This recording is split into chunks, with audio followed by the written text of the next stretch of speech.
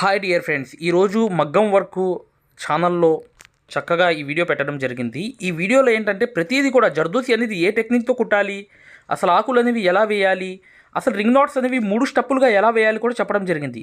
ప్రతిదీ కూడా చాలా చాలా ఈజీగా చెప్పడం జరిగింది. ఈ వీడియో చూసిన వాళ్ళు ఖచ్చితంగా మగ్గం వర్క్లో ఈ డిజైన్ అనేది ఈజీగా కుట్టేయవచ్చు మై డియర్ ఫ్రెండ్స్.